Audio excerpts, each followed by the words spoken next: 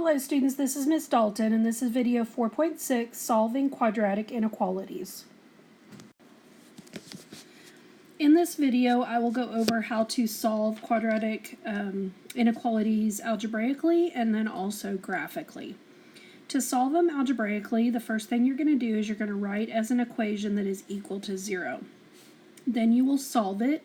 You can choose how you solve it. You can either factor it, complete the square, or use the quadratic formula.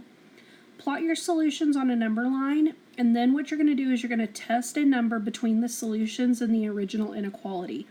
If the value makes a true inequality, your answer is an AND statement in the format of A is less than X is less than B, where A and B are your solutions.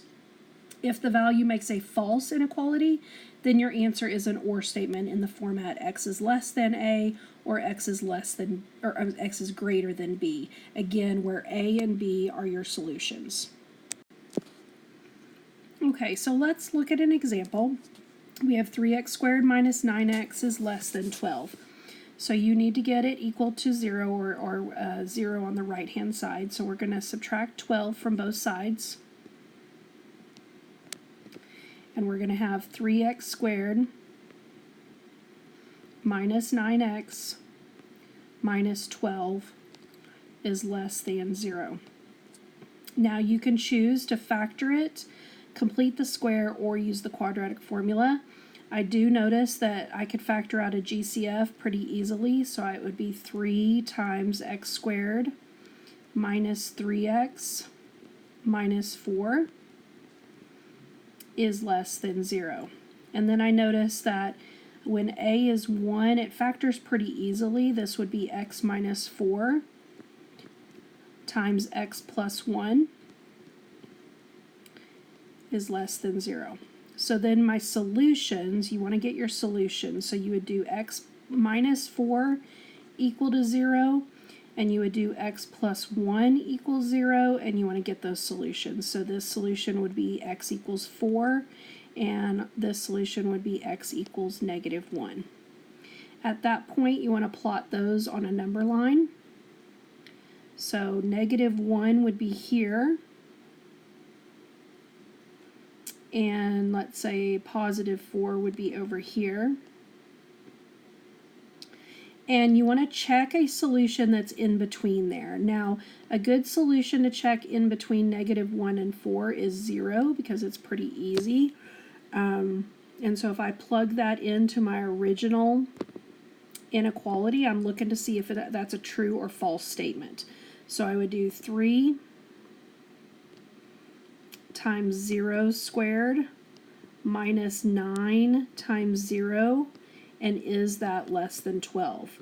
Well, 3 times 0 squared is 0, 9 times 0 is 0, so 0 minus 0 is 0. So is 0 less than 12? And it is, so this is a true statement, which means that everything inside here would be a solution. So we're going to write our solution as a between statement, where it can be any x value between negative 1 and 4. And then you also want to look up at your inequality up here. It does not have a line under it, so therefore in my solution I will just have less thans, not a less than or equal to. Alright, let's look at this next example. So we have 2x squared minus 4x is greater than 30. So I would subtract 30 to the other side. Write it equal to 0, so 2x squared minus 4x minus 30 equals 0. And notice on that previous example, I didn't write equals 0. Sometimes I will, sometimes I won't. I just know that those are my steps, and so now I need to factor it. Or complete the square, or use your quadratic formula. Well, I'm going to try to factor it, so if I take out a 2, I'll be left with x squared minus 2x minus 15 equals 0. And I do notice that this factors pretty easily. This would be x minus 5 times x plus 3 equals 0. So my solutions are found when I set x minus 5 equal to 0 and x plus 3 equals 0. So this would give you x equals 5, and this would give you x equals negative 3. So look at your number line. Negative 3 would be on this side, and 5 would be on this side. Again, I do have a value of 0 that's in between there. So let's go ahead and plug in 0. So 2 times 0 squared minus 4 times 0, is that greater than 30? So I'm checking this. Is this greater than 30? So 2 times 0 squared is 0. 4 times 0 is 0. So is 0 greater than 30? No, it is not. So this is a false statement. Therefore, it's going to be all the numbers on this side and all the numbers on this side. So we will have an OR statement. We will say it's all the values where x is less than a negative 3, or all the values that are greater than 5. Again, I chose to just use no line under the inequality because the original inequality does not have a line under it. Okay, when I'm solving it graphically, it is very similar to when we graphed absolute value functions and solved them graphically. It's very similar. So we're going to write it as an inequality in standard form. Then we're going to graph the equation and find the x-intercepts, which are our zeros.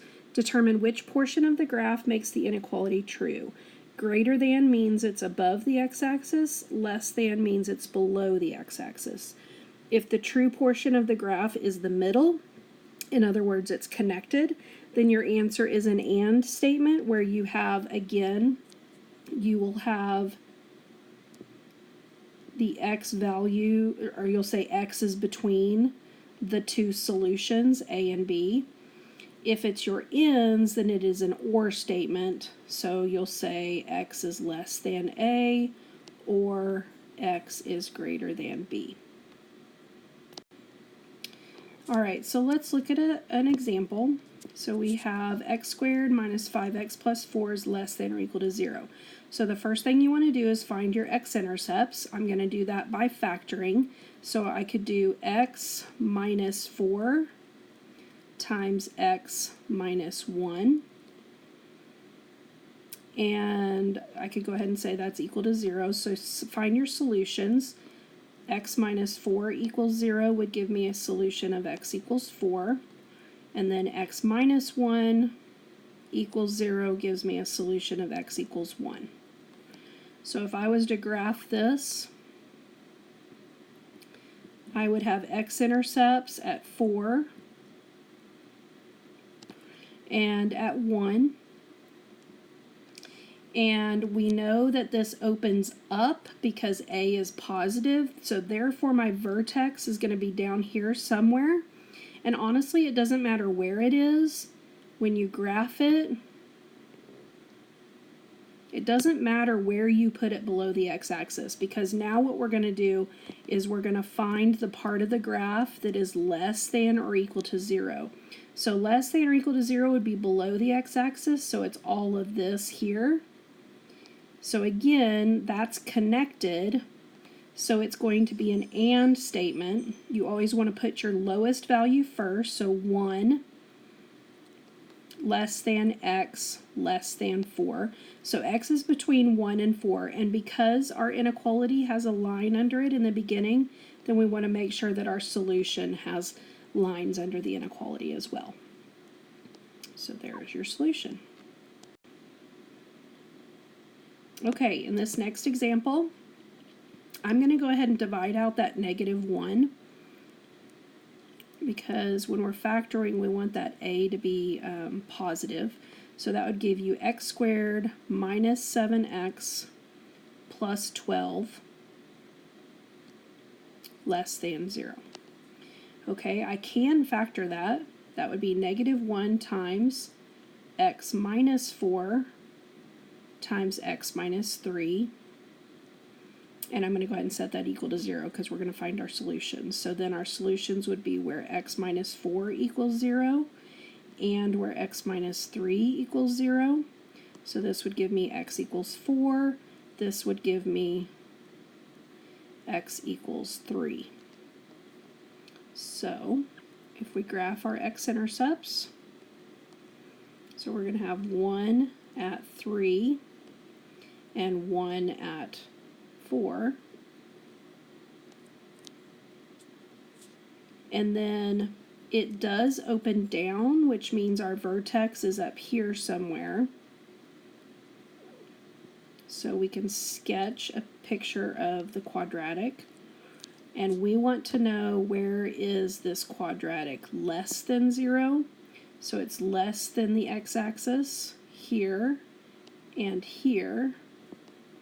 Therefore, we have an OR statement. So it's all of the x values that are less than 3.